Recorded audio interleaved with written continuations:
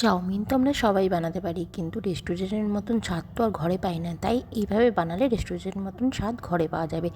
কিছুটা গরম জল নিয়ে তার মধ্যে 1 চামচ নুন ও সামান্য সাদা তেল দিয়ে তার মধ্যে চাউমিনগুলো দিয়ে দিতে হবে। চাউমিনগুলোকে 80% আমরা কুক করে নেব।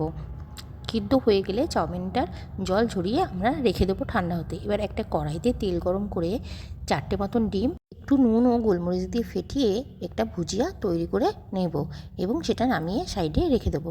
এবার কড়াইতে তেল দিয়ে কড়াইয়ের মধ্যে সামান্য আদা কুচি ও রসুন কুচি দিয়ে একটু ভেজে নেব।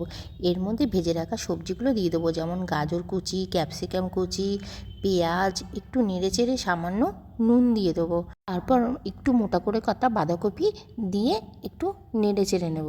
এবার তার মধ্যে দিয়ে দেবো লঙ্কা কুচি, 1 চামচ মতো চিলি সস, 2 চামচ মতন টমেটো সস, 1 চামচ সোয়া সস আর সামান্য ভিনেগার দিয়ে ভালো করে নেড়ে চেড়ে তার মধ্যে ডিমের কুচিগুলো দিয়ে দেবো।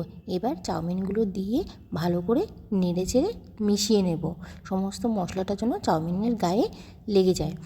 এবার চাউমিনটাকে ভালো করে নেড়ে চেড়ে পরিমাণ মতো নুন দিয়ে দেবো। আর নুনটাকে ভালো করে মিশিয়ে তার মধ্যে সামান্য গোলমরিচ গুঁড়ো আর একটা আমার সিক্রেট মশলা ওর মধ্যে দিয়ে দেবো। সেটা হচ্ছে ম্যাগি মশলা বা ইয়াম্পি ম্যাগি মশলা। এর মধ্যে দিয়ে ভালো করে নেড়ে চেড়েই তৈরি হয়ে যাবে আমাদের রেস্টুরেন্টের মতন চাউমিন।